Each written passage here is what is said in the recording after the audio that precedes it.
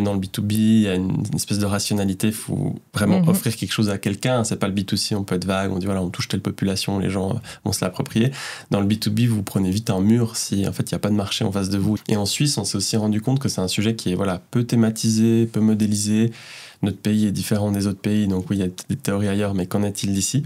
On bénéficie toujours, je pense, d'une image positive. Maintenant, à produits un peu similaires, mais des tarifs quand même pas mal plus élevés, etc., au niveau international, la bataille, elle est quand même un peu plus rude. Ça ne veut pas dire qu'on ne peut pas faire rêver et qu'on ne peut pas promouvoir, mais ça veut dire que peut-être on a moins de levier pour décider que c'est maintenant que l'entreprise va changer son système informatique, etc. Bonjour et bienvenue dans cette nouvelle interview Alpacity. J'ai le plaisir de recevoir Dany Serone, fondateur et directeur général de La Botte Secrète, une agence spécialisée dans le marketing B2B. Nous aborderons les transformations majeures du marketing, notamment avec l'arrivée de l'intelligence artificielle, mais aussi comment le digital modifie les comportements d'achat des clients B2B.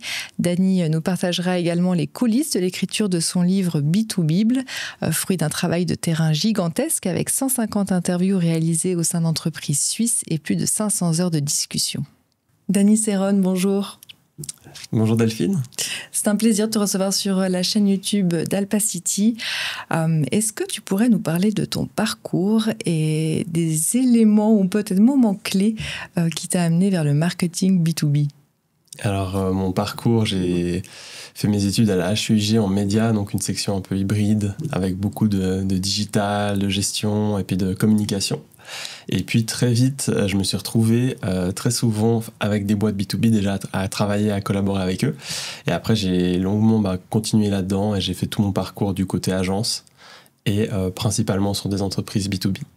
Alors toi, tu es un entrepreneur, tu as fondé et tu diriges aujourd'hui La Botte Secrète. Donc vous êtes vraiment spécialisé en marketing B2B. Est-ce que tu peux nous dire ce que c'est le B2B?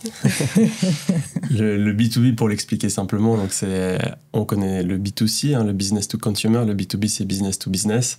Donc le B2C c'est toutes les grandes marques qu'on connaît qui s'adressent à nous en tant que consommateurs. Et puis le B2B c'est toutes les entreprises qui s'adressent à d'autres entreprises. Donc ça va être dans plein de secteurs différents, des sociétés technologiques type IBM qui travaillent principalement pour des clients qui sont des entreprises. Ça peut être dans l'industrie, dans l'énergie. Vous connaissez tous les grands fournisseurs d'énergie, ils fournissent aussi les entreprises. Donc certaines boîtes ont les deux modèles, voire ça. Et puis d'autres boîtes sont vraiment dédiées B2C ou B2B. Comment tu es arrivé dans le B2B? Alors voilà, tu as fait des études dans le marketing plutôt traditionnel. Là, tu as vraiment pris une spécialité, une spécificité. Comment tu es tombé là-dedans? Je pense que c'est le tissu économique aussi qui fait qu'il y a beaucoup d'entreprises B2B aujourd'hui.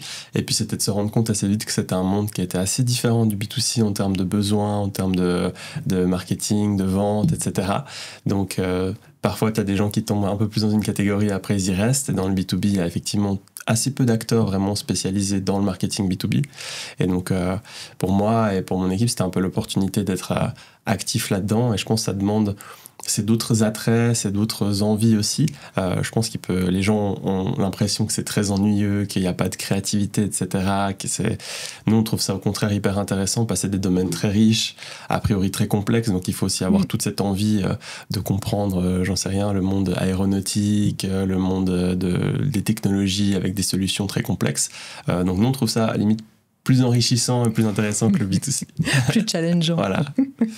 Alors, j'ai plein de questions sur le B2B. On va y arriver. Avant ça, je voudrais faire un petit décryptage d'actualité. J'en profite, tu es un spécialiste du marketing. Et j'ai une première actualité que je voulais discuter avec toi. Alors, c'est du B2C, mais j'avais trop envie d'avoir ton avis. Donc, je formule l'actualité. Donc, il y a Jaguar qui a récemment fait une refonte de leur univers. Et ça a été dévoilé lors du Miami Art Week et ça a suscité tout un nombre de réactions variées parmi les spécialistes du marketing puisque la marque elle a présenté un concept car électrique avec des couleurs assez audacieuses, rose vif. Et dans ce que j'ai pu lire, c'est que ce choix il viserait surtout à séduire la génération Z et ça a largement été critiqué sur les réseaux sociaux. Ma question, est-ce que c'était plutôt un pari pour faire parler d'eux ou est-ce que c'était une vraie volonté de complètement avoir une nouvelle clientèle qui était plutôt traditionnelle? Alors en tout cas, ils ont pris du risque, ils ont pris une direction, ce qui est quand même assez rare venant de grandes entreprises, type Jaguar aussi assez traditionnelles, quand même assez dans une ligne très précise. Donc en tout cas, il y a quelque chose d'intéressant sur la quantité de prise de risque qu'ils ont pris là, notamment de sortir ça pendant la foire de l'art de Miami aussi, c'est vraiment aussi voilà, c'est pas un salon de l'auto, etc. Donc ça marque quelque chose. Je pense qu'en tout cas, ils ont réussi à faire parler d'eux dans le monde entier, à faire réagir. Est-ce que c'était ça, finalement, la stratégie de base, ou est-ce que c'est vraiment une position sur laquelle ils vont aller? Ça, c'est dur à décrypter de loin. Mais en tout cas, ils ont pris des risques et je trouve qu'ils nous montrent des choses assez inattendues et ils inspirent un peu vers un futur et ils posent une direction peut-être face à d'autres qui continuent vraiment sur leur ligne ou qui se différencient peu. Donc pour ça, c'est intéressant. Après, comment ça a été perçu par la nouvelle génération, etc. Est-ce qu'aujourd'hui, on est encore fan de voitures aussi, même peut-être tout court? C'est une catégorie qui a quand même plus de peine qu'à l'époque. Donc, plein de questions à ce niveau-là. Ouais, clairement, c'est aussi audacieux dans l'industrie automobile, finalement, parce qu'on va plutôt sur... D'ailleurs, ils ont fait ça pour leurs voitures électriques. Ils ont aussi fait le pari de ne plus construire peut-être des voitures thermiques et d'aller que sur de l'électrique. Ouais, en fait, tu résumes bien, c'est audacieux. En tout cas, ça a marché, ça a fait parler d'eux. On verra si la génération Z achète des Jaguars. C'est ça. Deuxième actualité, le dernier rapport B2B Sales Benchmarks, qui est publié par Epsta et Pavillon, donne 3 statistiques mondiales de vente B2B. C'est toi qui me les as partagées, donc ça se passe en 2024. J'aimerais bien avoir ton analyse et l'interprétation de ces chiffres. Donc ils nous disent qu'il y a une baisse du nombre d'opportunités, moins 18%. J'ai l'impression que c'est un gros chiffre, mais je ne me rends pas bien compte. Rallongement du cycle des ventes, plus 16%. Et enfin, baisse de la valeur des contrats, moins 21%. Est-ce que tu peux un peu nous expliquer que signifient ces chiffres-là et quelles interprétations on pourrait faire sur cette année 2024 qu'on vient de vivre? Exactement, donc ça c'est une étude qui parle donc des statistiques que les entreprises qui sont dans le domaine B2B ont rapportées pour savoir comment se passe leur vente, est-ce que ça se passe bien sur le marché, etc., pour tirer des tendances.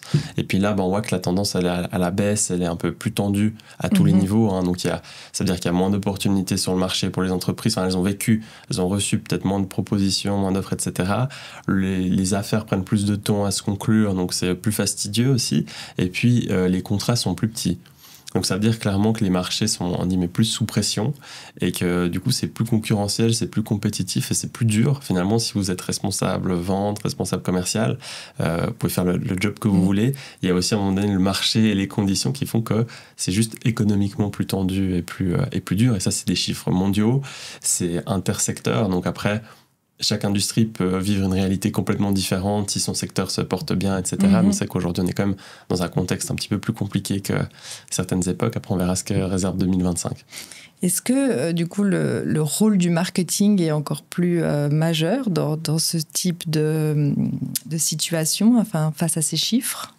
Il y a un peu deux stratégies quand c'est plus tendu, hein. Soit d'essayer de limiter tous les frais et puis de ralentir et d'essayer de tout couper, donc ça peut être le marketing aussi qui peut sauter plus, soit des boîtes qui se disent vu que ça va être encore plus dur, il faut qu'on redouble d'efforts parce qu'on veut s'accrocher, on veut continuer à se développer sur les marchés, parce que souvent pour les entreprises, dès qu'elles prennent des parts de marché, toutes les parts de marché acquises actuellement sont des choses qui après, si c'est la concurrence qui les a récupérées, sont beaucoup plus dures à venir rattraper, on va dire, des clients qui sont déjà chez des concurrents.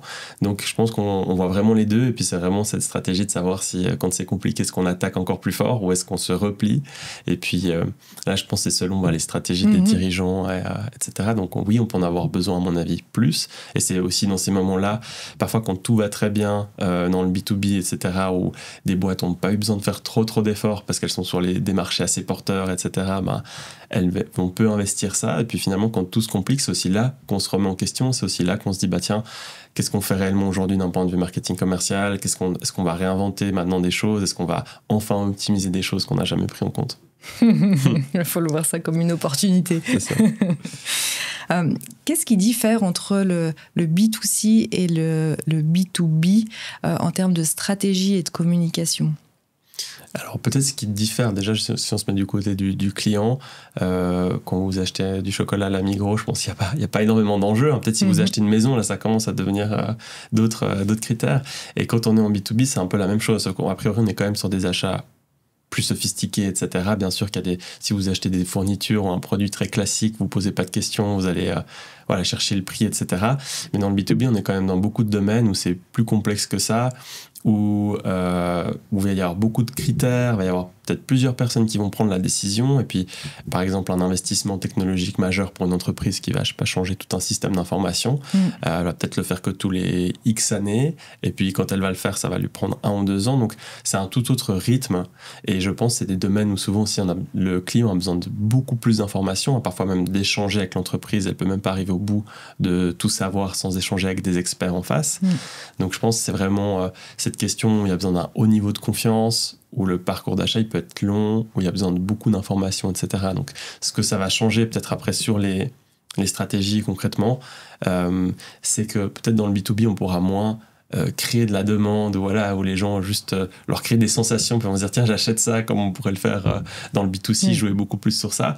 Il y a des besoins peut-être plus rationnels derrière. Ça veut pas dire qu'on peut pas faire rêver et qu'on peut pas promouvoir, mais ça veut dire que peut-être on a moins de levier pour décider que c'est maintenant que l'entreprise va changer son système informatique, etc. Donc il y a un peu deux grands domaines de stratégie. C'est bien sûr aller chercher toute la demande qui est active sur le marché. On dit que c'est seulement 5% d'un marché qui est activement en train de chercher une solution, on va dire. Donc c'est ces gens-là qui seraient en fait réceptifs si demain vous allez leur dire en fait oui, on est une société, par exemple on est dans des systèmes d'information, etc. Les gens vont dire vous tombez bien, c'est le bon moment. Mais ça veut dire qu'il faut déranger les 95% du marché pour trouver les 5%, et ça veut dire que tout le monde se bat pour eux. Mais c'est une manière de faire, Et puis là, c'est des enjeux plus de réussir à se positionner, d'avoir des offres peut-être qui répondent à des segments plus précis, qui répondent mieux pour pouvoir se démarquer sur le marché pour une entreprise. Puis après, ça va être comment ils sont capables, du coup, d'amener le client et de l'accompagner, de faire de l'acquisition du client sur un long parcours, peut-être en proposant différentes choses, en facilitant les étapes, en baissant peut-être les barrières, en facilitant ce processus d'achat qui peut être long, comme on l'a vu comme on l'a dit pour les entreprises. Et puis de l'autre côté, c'est peut-être comment ces boîtes-là font aujourd'hui pour être présents quand même sur le marché, et puis finalement trouver peut-être d'autres points, d'autres accroches pour le marketing, d'autres choses où elles pourraient créer un marketing, si on veut, constructif, c'est-à-dire faire quelque chose qui est utile pour la cible ou pour le marché, en l'occurrence dans du contenu, dans des microservices, dans plein de choses différentes possibles. Et qu'est-ce qu'elle pourrait faire qui a de la valeur et qui est utile et constructif sans qu'elle soit en train de promouvoir son produit directement. Et du coup, comment est-ce qu'elle peut amener quelque chose dans tout son marketing, ses campagnes, etc., ses offres, pour que ça serve son marché, qui finalement lui permette de nouer une relation pour des clients qui n'ont pas du tout besoin d'acheter aujourd'hui, mais qui seront du coup réceptifs et qui seront dit mais redevant là-dessus. Et puis comment elle arrive à s'imposer comme ça. Et là, il y a plein d'entreprises B2B qui ont plein de stratégies hyper intéressantes pour arriver à ce point-là. Donc comment on capte la demande qui existe, comment on fait cette acquisition, comment on facilite, et puis de l'autre côté, comment on crée une relation avec le reste du marché, comment est-ce qu'on amène la valeur sans rien attendre au retour directement. Puis après, d'autres enjeux plus secondaires de ces entreprises B2B sont des portefeuilles clients parfois très conséquents ou pas, puis comment après elles font aussi évoluer les clients existants, et ça c'est aussi tout un pan du marketing B2B sur l'audience existante. Tu parlais de marché, dans le B2B, il est global ce marché. Est-ce que la réputation d'un pays entre en jeu? Je pense par exemple à la Suisse qui a une certaine réputation aujourd'hui de manière internationale. Est-ce que pour les entreprises, avoir cette réputation aide pour gagner des marchés ou gagner des deals?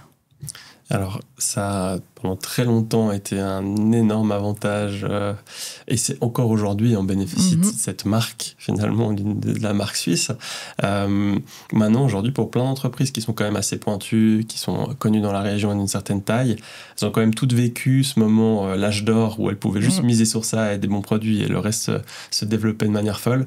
Et aujourd'hui, elles se font beaucoup plus challenger quand même, parce que d'autres pays qui étaient plus en développement avant, en fait, ont aussi beaucoup évolué, sont aussi capables d'arriver avec des choses plus compétitives, et donc le produit ne fait plus le tout, et donc d'où l'importance de cette approche marketing et commerciale qui doit être peut-être plus importante, puis autour du produit aussi en termes de services, etc., ce qui peut être développé. Donc je dirais, voilà, on bénéficie toujours, je pense, d'une image positive. Maintenant, à produits un peu similaires, mais des tarifs quand même pas mal plus élevés, etc., au niveau international, la bataille, elle est quand même un peu plus rude.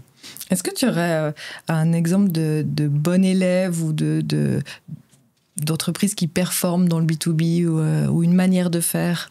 Je pense par exemple aux États-Unis qui ont cette facilité du storytelling et de faire véhiculer des images fortes. Ouais.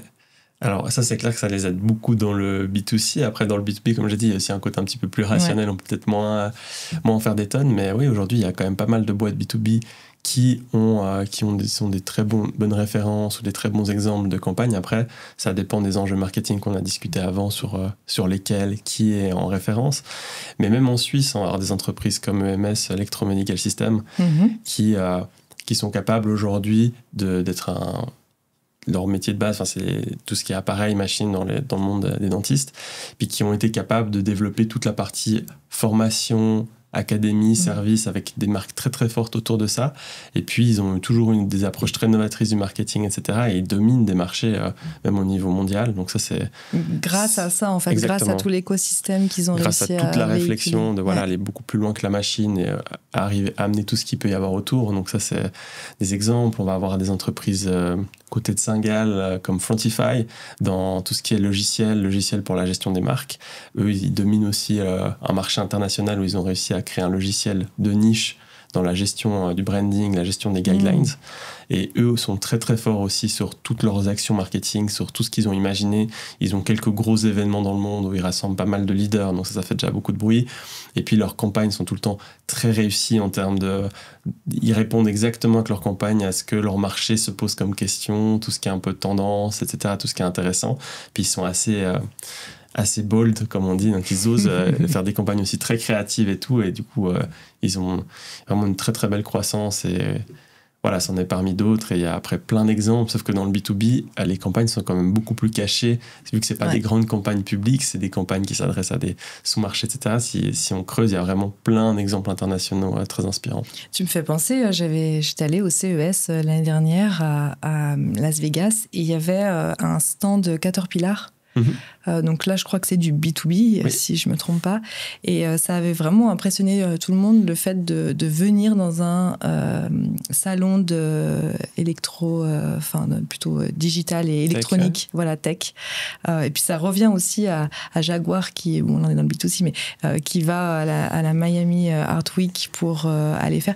Ma question, c'est est-ce qu'on n'est pas en train de bouger un peu ces frontières, tout devient un petit peu plus flou, et on s'invite dans des lieux surprenants où on n'attendait pas telle ou telle marque à cet endroit. Je pense que c'est ce qui apparaît aussi un peu avec le B2B, c'est que les entreprises soignent beaucoup plus leur marque, deviennent plus audacieuses, plus créatives, alors que voilà, comme je dis, c'est la réputation que le B2B, c'est des domaines plutôt techniques, métiers, parfois dirigés par des gens qui viennent du produit, l'ingénierie, etc. Donc moins sensible à ça, mais finalement aujourd'hui clairement, et ça se développe, et on voit de plus en plus de boîtes qui font des cartons, qui font des choses assez indirectes. Je pense aussi à Basecamp, qui ont un fameux logiciel de gestion de projet. C'est une assez petite boîte, mais ils ont un rayonnement international parce qu'ils ont écrit des livres très connus sur le sujet. Ces livres n'ont rien à voir avec vendre le logiciel, mais ça a fait toute leur renommée aussi et réputation. Donc, je dirais, on voit des choses qui se faisaient. On voit de plus en plus de choses intéressantes, et il y a un bel élan. Et donc, c'est un moment intéressant pour être là-dedans. Ouais, c'est un domaine qui bouge, c'est chouette. Écoute, j'ai envie d'aller directement sur le livre justement que tu viens d'écrire, le B2 Bible. La B2 Bible. La B2 Bible. Donc, qui explore finalement les enjeux marketing et commerciaux des entreprises B2B en Suisse. Je passe aussi l'information que le livre est disponible en précommande. Sur quelle plateforme, peut-être tu peux le dire? Sur notre site, du coup, directement, si vous cherchez B2 Bible, il n'y en a pas 36 000, vous allez tomber sur nous, donc sur le site botsecret.agency. Et là, il y a directement une page B2 Bible. On mettra de toute façon ce lien dans la description YouTube. Alors, j'ai envie de te demander pourquoi tu as écrit ce livre et dans quel objectif. Donc, ce livre, il est né de notre passion pour le B2B, non, vraiment d'être dans ce sujet qui est quand même un sujet assez discret, un peu sous le radar. Et en Suisse, on s'est aussi rendu compte que c'est un sujet qui est peu thématisé, peu modélisé. Notre pays est différent des autres pays, donc oui, il y a des théories ailleurs, mais qu'en est-il d'ici? Et comme ça s'est énormément transformé, je disais, ces dernières années, dans les approches, dans le digital, enfin plein de choses, nous, on suit beaucoup ce qui se fait à l'international, on travaille aussi avec nos clients, donc on voit aussi ce qui se fait chez nos clients en tout cas, puis on peut observer des choses. Mais après, on se demandait vraiment, en Suisse, on en est où là-dedans? Il n'y a nulle part où on se retrouve en fait quand on est dans le marketing B2B. Donc il n'y a aucun endroit où les gens sur ces enjeux, marketing, vente, commercial, où les gens se retrouvent et peuvent échanger et savoir qui fait quoi. Chacun est un peu dans sa petite boîte noire chez lui. On voit peu aussi ce que font les autres parce que comme j'ai dit, il y a beaucoup de choses qui ne sont pas publiques dans le B2B qu'on ne pourrait pas observer comme ça chez un concurrent.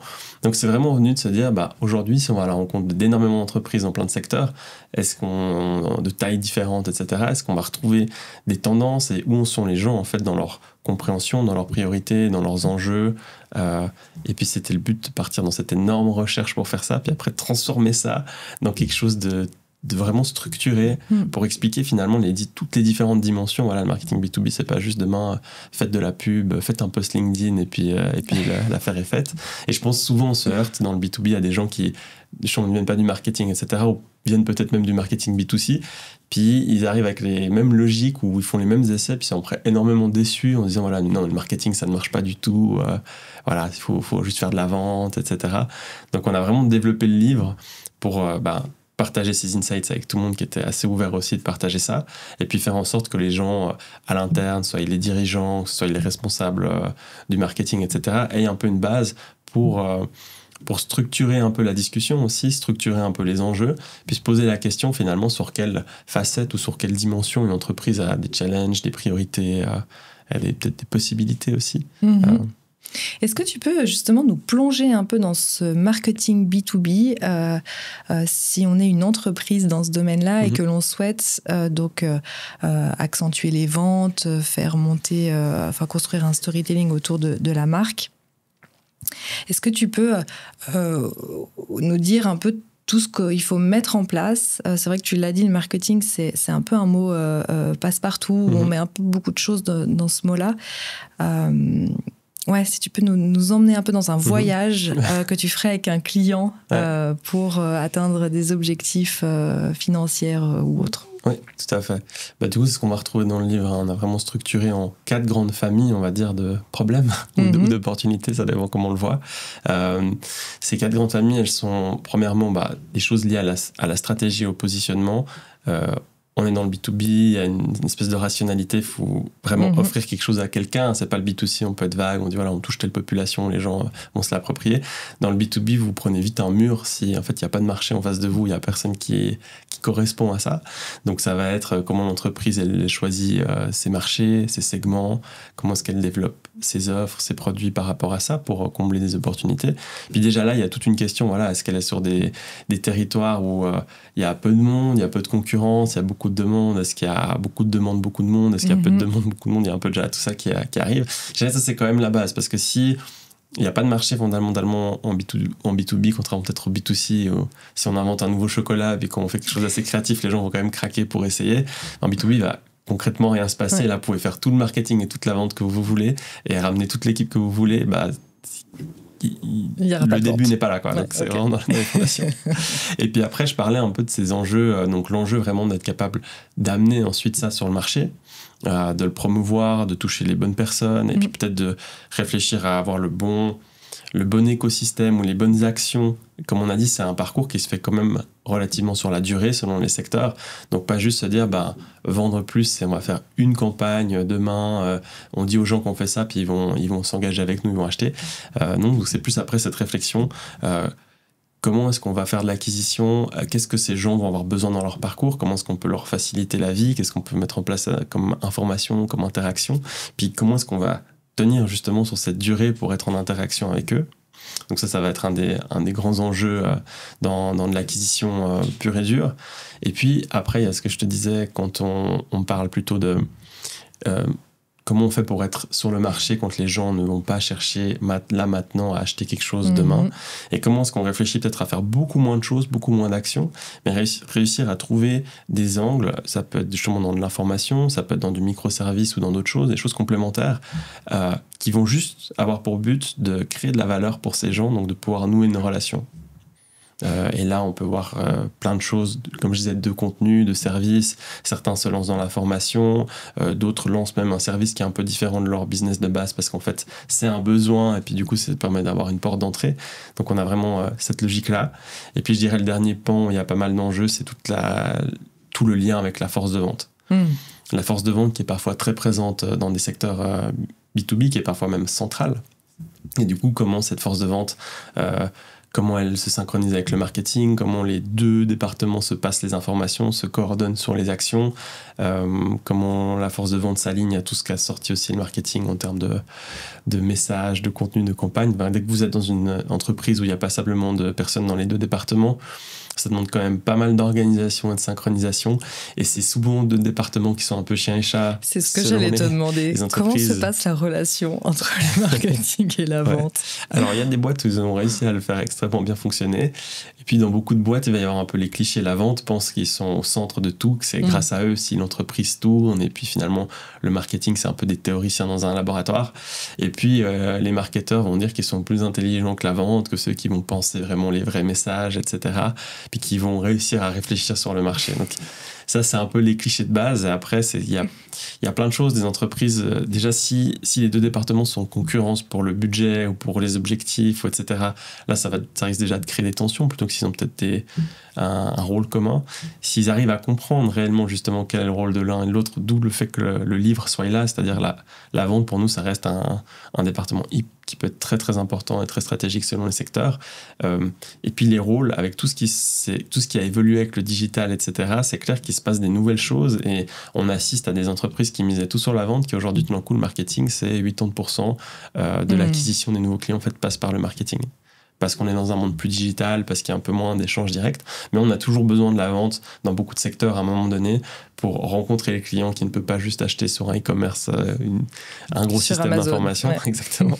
Mais où il y a tout après un travail, une fois qu'il y a la prise de contact, avec tout ce qui va se dérouler dans le processus commercial. Donc c'est aussi hyper important.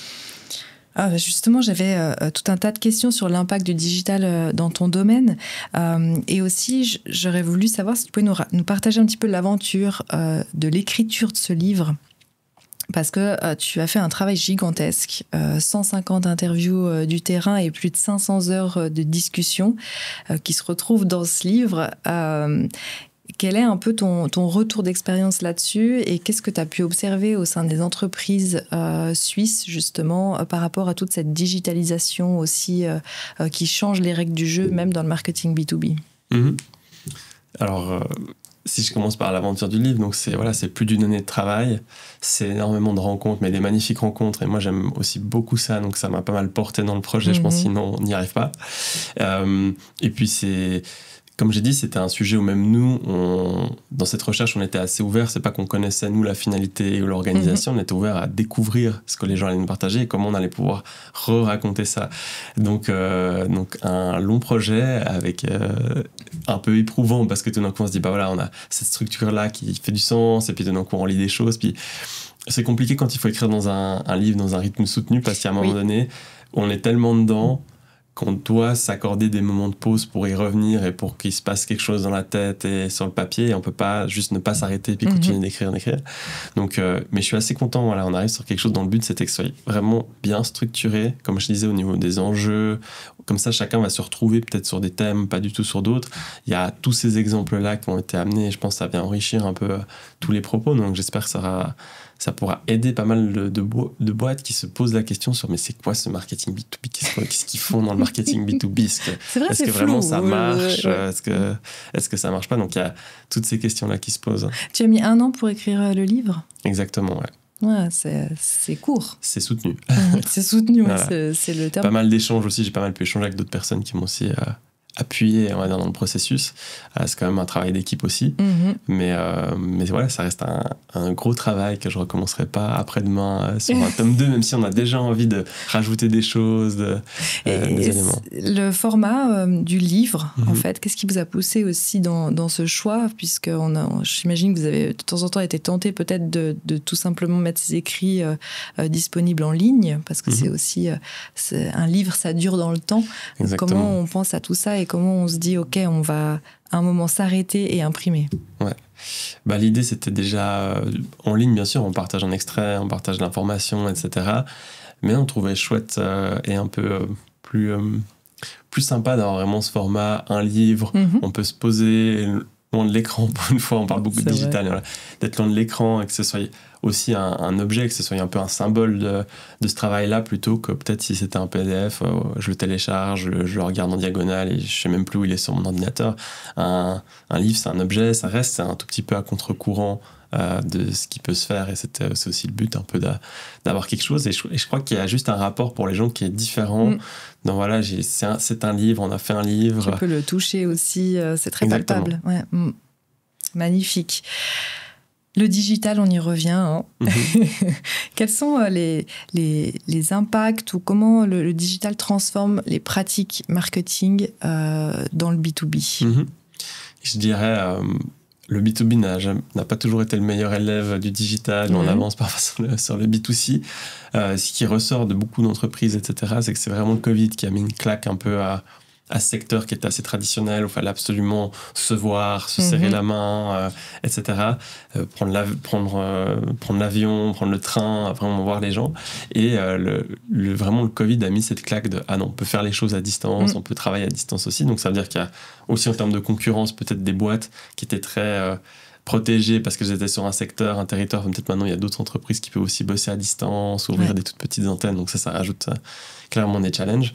Mais du coup, dans ces aspects-là digital, je pense que ce qu'on voit vraiment est le grand trend partout, mais même nous, comme nous en tant que consommateurs, c'est finalement les gens en face, le marché veut avoir accès à plus d'informations et veut avoir plus d'autonomie pour se renseigner, pour se former son avis, pour explorer un peu ces enjeux sans devoir peut-être directement, ce qui était peut-être le cas avant, où il y avait très peu d'informations sur ces entreprises B2B. Et puis, la seule étape possible, c'est d'appeler, c'est d'être en lien avec l'équipe commerciale, etc. Et c'est tout de suite quelque chose qui oppresse plus les gens, je pense, en 2024, encore plus en 2025. Le fait, de se dire, on a cette autonomie, on a de l'information, et donc on a un bout de cette communication qui s'est digitalisée. Et je crois qu'aujourd'hui, beaucoup d'entreprises, selon les secteurs, comme j'ai dit, le marketing peut être très fort, parfois c'est la vente, parfois c'est les deux. Mais beaucoup d'entreprises disent que même quand la vente et la personne de contact était forte, aujourd'hui le digital, ça permet quand même de compléter ça, et même en termes de communication avec le client, d'être en lien, et puis d'envoyer de l'information sans avoir les coûts d'envoyer une personne, et sans que la personne en face doive se bloquer, prendre du temps pour voir quelqu'un pour des choses qu'elle aurait pu juste recevoir. Donc à tout niveau, là, on voit qu'il y a ça qui évolue. Et puis, le digital a amené dans le marketing le fait qu'on puisse mesurer beaucoup plus de choses, qu'on puisse tester beaucoup plus de choses. Il y a des canaux pour toucher les gens. Les gens sont aujourd'hui principalement sur leur téléphone. Donc, ça a amené plein de choses d'un point de vue de la communication, du marketing, de la promotion, du ciblage, du parcours, de pouvoir relancer et mesurer des choses, personnaliser des choses qu'on ne pouvait pas faire avant. Et donc là... ça prend toute sa place, encore plus quand il y a peut-être des volumes de clients plus grands sur différentes zones géographiques. Ça redonne plein de possibilités, en tout cas pour l'entreprise. Mais après, c'est pas parce qu'on communique en digital que de manière magique, tout d'un coup, les gens veulent venir acheter chez nous, etc. Oui, tu parlais des nouvelles habitudes d'achat pour les clients B2B. C'est ça, donc c'est de prendre contact avec l'expert une fois l'information trouvée en ligne. C'est ce genre de choses que tu parles derrière ces nouvelles habitudes d'achat. Exactement, dans une certaine mesure. Et comme on le dit, il y a des secteurs qui peuvent partager énormément d'informations, d'autres un peu moins parce que c'est très personnalisé en fonction du client. Mais ceux qui mettent par défaut, donnent plus que de tout cacher derrière des barrières ou devoir absolument entrer en contact, c'est clair que ça facilite les choses en face et ça permet d'avancer dans cette relation. Et il y a pas mal d'études qui disent que 60-70% des gens veulent vraiment attendre le moment où eux ont eu assez d'informations pour entrer en contact. Il y a eu aussi dans le marketing digital, ce surabus d'essayer d'avoir l'email à tout prix de la personne, derrière un formulaire pour tel contenu, etc. Des toutes grandes boîtes qui ont été des pionnières dans ces approches-là, où on prenait l'email et puis ensuite on envoyait des contenus à la personne, on attendait un peu, après on la contactait. Même des grands pionniers qui ont eu beaucoup de croissance grâce à ça à l'époque et tout, disent aujourd'hui, les gens étaient abusés un peu de ces méthodes. Les gens, il y a de toute façon une quantité d'informations qui est trop importante, de sollicitations qui est trop importante. Même, on voit des choses sur LinkedIn ou avec l'IA de gens qui contactent d'autres gens en masse, ça marche encore moins. Les gens sont encore plus fermés à cause de ça, parce qu'on sait que n'importe qui peut venir nous contacter avec un message pseudo-personnalisé, mais on se rend compte que c'est pas du tout le cas. Et je pense dans le B2B, dans beaucoup de secteurs, heureusement, il y a encore beaucoup cette question de confiance, de relations, de réseau. Mais donc voilà, ça fait toutes ces évolutions qui font que les personnes ne sont plus aussi peut-être dupes ou plus aussi ouvertes. Et puis du coup, il y a ces changements de méthode et toutes ces personnes qui mettent en avant, il faut absolument mettre des formulaires, il faut convertir sur chaque campagne que vous lancez, il faut qu'il y ait des gens qui s'inscrivent, que vous ayez un nombre de prospects, etc. Et c'est ça tout ce qui compte, le marketing vraiment très orienté performance pure et dure. Et ces gens-là reviennent en arrière en disant « Ah bah non, c'est vrai, finalement, si on prend du bon sens, etc., on est dans le B2B, on ne pourra jamais presser les gens, on ne pourra jamais les accélérer pour qu'ils achètent demain, c'est pas ça l'enjeu. Et les marques qui vont plutôt gagner, c'est celles qui respectent le rythme du client, celles qui apportent de la valeur au client avant de demander quoi que ce soit. Et du coup, c'est des gens qui doivent, au lieu de mettre des formulaires, tout donner plus de lest aux clients et puis investir sur la marque, sur l'expérience client, sur ces réflexions de comment on amène de la valeur aussi. Tu exprimes qu'on est un peu arrivé au bout des méthodes de marketing traditionnelles avec le digital.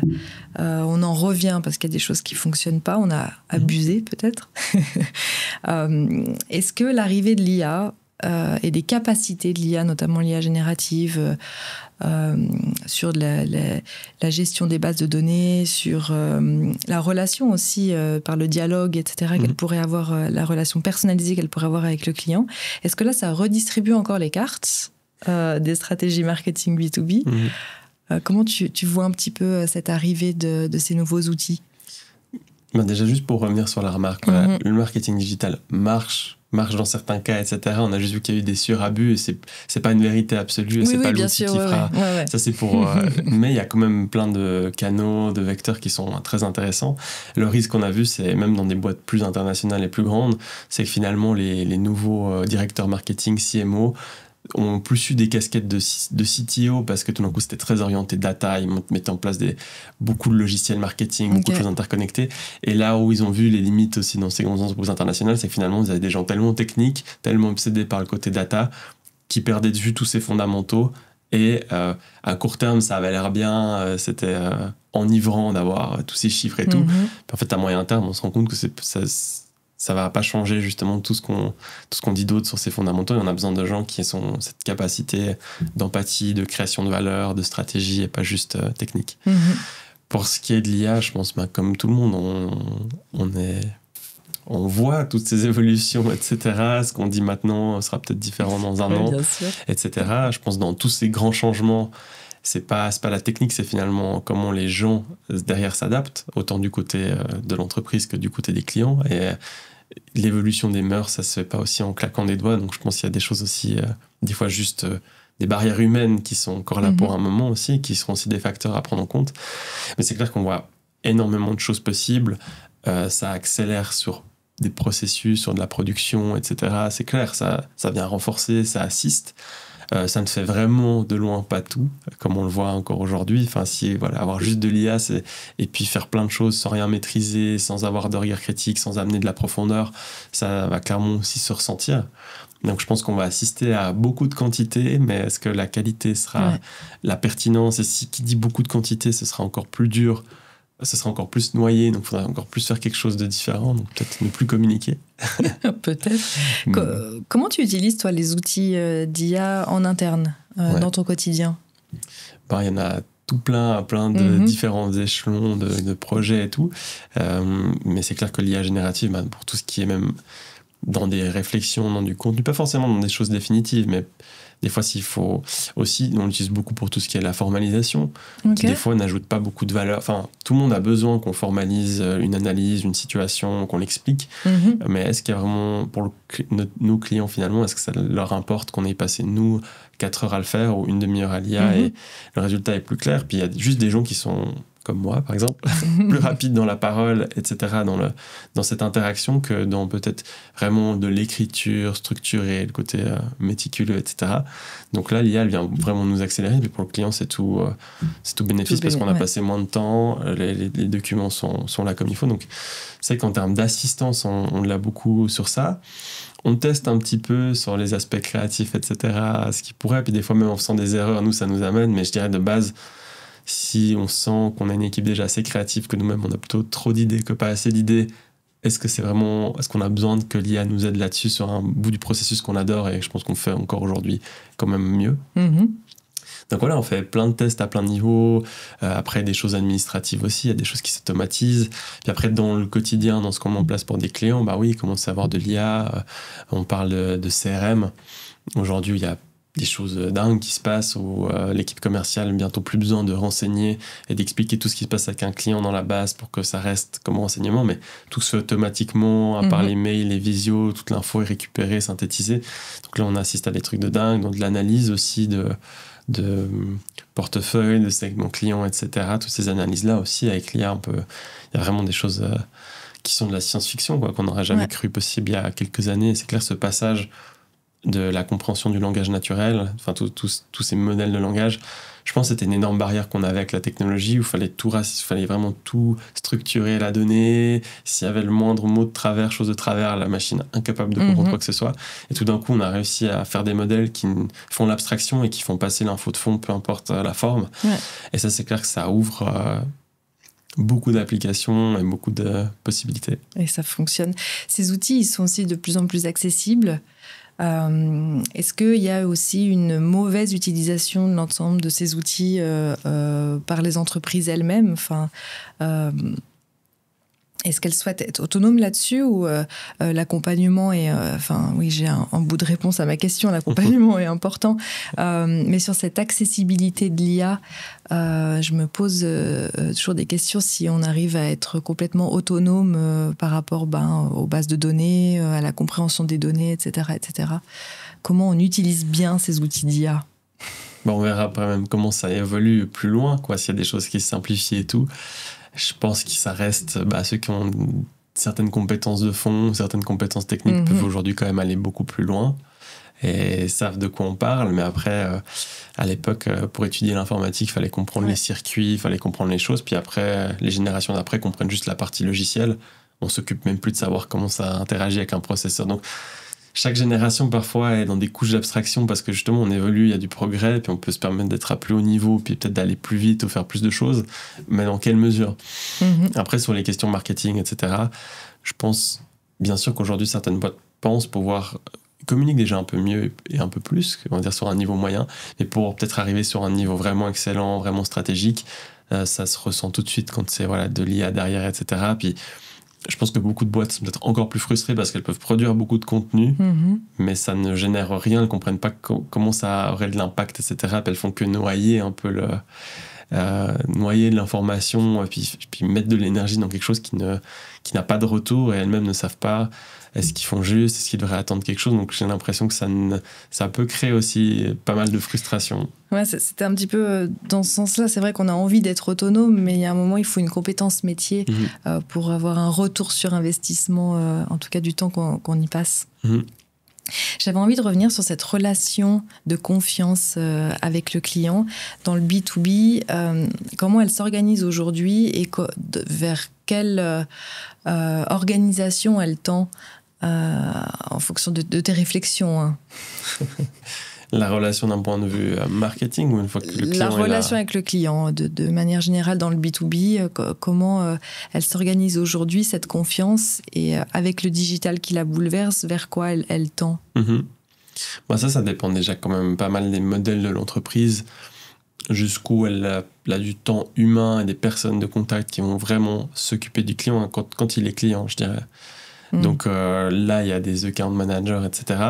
Mais aujourd'hui, si on prend par exemple des entreprises dans des grandes marques électroniques ou dans la distribution, eux-mêmes avaient beaucoup d'account managers qui détenaient l'information sur les produits, sur les catalogues, etc. Et puis ces grandes maisons ont créé des systèmes, des plateformes digitales, etc., des gros sites. Et finalement, tous les clients peuvent aller consulter en direct. Et du coup, ces personnes au milieu, le account manager a perdu toute une partie de son travail pour peut-être se concentrer sur d'autres choses, d'autres tâches, des tâches avec plus de valeur ajoutée. Mais ça, c'est typiquement un exemple. Voilà, on a essayé de simplifier, digitaliser. Puis, je pense pour le futur, c'est cet équilibre entre qu'est-ce qu'on peut simplifier, donner de manière autonome, et où est-ce que ça fait du sens d'avoir vraiment des liens. Parce que le jour où vous avez plus de liens humains avec le client, c'est aussi tout ça qui ne le retient pas avec vous, finalement. Et pour pas mal de boîtes dans le B2B, et je crois que beaucoup de gens sont contents d'être dans le B2B parce qu'il y a un côté humain. Ouais. Il y a un côté quand même de rencontres, d'attaches, de relations. Et ça, je crois que c'est quelque chose qui, je l'espère, compte et pourra continuer à compter. Mais globalement, c'est clair qu'aujourd'hui, je pense de manière vraiment générale, on challenge un peu plus tout. On a plus d'informations à apporter, on veut quand même un peu plus le truc qui nous arrange, etc. Et pour des boîtes B2B, me l'ont aussi partagé qu'il y avait une fidélité avant qui se perd aujourd'hui dans ces réflexes un peu plus à Internet, machin, je peux plus savoir, il y a des acteurs spécialisés, où avant, l'information, elle était... fallait déjà trouver les boîtes qui existent, etc. Donc on fonctionnait plus en réseau, donc ça évolue quand même. Ouais, le client a un peu plus de pouvoir d'une certaine manière sur ses décisions d'achat. Magnifique. J'ai toujours une petite question en fin d'interview. Est-ce que tu pourrais nous recommander des sites, des chaînes ou livres d'informations à partager ici sur la chaîne YouTube pour qu'on puisse aller mieux comprendre le B2B, le marketing B2B? Oui, du coup, je dirais une personnalité qui fait pas mal de bruit en ce moment et qui est en train de monter une nouvelle boîte dans l'IA, donc à voir ce que ça donne dans le B2B, c'est John Miller. Ouais. Lui partage beaucoup de choses sur son LinkedIn, etc. Moi, j'ai déjà relayé aussi un petit peu ce qu'il raconte. Il y a des réflexions intéressantes. Après, il faut se méfier dans les propos parce que jusqu'à un moment donné, lui a sa vision parce qu'il se lance dans l'IA et puis qu'il veut aussi convaincre les gens de certaines choses. Je pense que c'est toujours quelque chose d'assez intéressant. Je pense à lui. Après, aller voir tout ce qui est B2B Marketing Awards, qui appartient à une société aussi au Royaume-Uni. C'est intéressant d'essayer d'aller voir ces campagnes B2B qui gagnent des prix créatifs, créatifs, etc. Il y a pas mal d'inspiration. C'est Award avec 3 W? Non. Ou non? Ah non, pardon. Ça, c'est un truc sur les sites web. Ah, mais c'est là, ça, pardon, excuse-moi. Toutes mes excuses. Mais d'aller chercher un peu ça. Puis je dirais même juste d'aller chercher des bons exemples sur Internet, justement. Marque B2B, qu'est-ce qu'ils font, comment ils font à ce niveau-là. Je pense qu'il y a pas mal de choses intéressantes à aller voir. Et puis les quelques noms que j'ai cités aussi, peut-être aller jeter un coup d'œil sur ce qu'ils font. Et toi, tu as d'autres sources d'informations? Qu'est-ce qui te... pour alimenter, pour sortir un peu de ce marketing B2B, est-ce qu'il y a des domaines d'activité particuliers qui t'intéressent, qui peuvent alimenter ton quotidien? Je pense le domaine créatif au sens large, le domaine culturel, partout où il y a de la communication des humains, la politique, ça peut aussi en être un. C'est juste intéressant de regarder ce qui se fait, ce qui se passe. Donc continuer, comme je disais, pas mal de veille. Je trouve qu'il y a presque trop, déjà, d'inspiration, il y a trop de possibilités, etc. Les boîtes ont besoin plutôt de savoir, qu'est-ce qu'on fait, et avoir des bonnes, grosses idées par rapport à ça. Bon, je rajoute une recommandation hein, ici, c'est ton livre, je le rappelle, B2Bible, disponible sur le site La Botte Secrète. On mettra les liens dans la description. Et puis enfin, est-ce que tu aurais une personne à nous recommander que l'on pourrait inviter sur cette chaîne ? Avec plaisir. Je pense comme ça, une personne qui a participé au livre, c'est Pierrick Poulna de Pictera. Oui. Qui est une très belle boîte qui mixe tout ce qui est cartographie, géographie, etc. avec l'IA. Okay. Voilà. C'est une très belle boîte qui se développe bien. On leur souhaite beaucoup de succès, mais quand on rencontre les personnes, on comprend que c'est bien drivé et c'est hyper intéressant. Ah, génial. Bah, avec grand plaisir. Dany, merci infiniment. Merci à toi. Et je te souhaite tout le meilleur pour la suite et à bientôt. Merci, pareillement.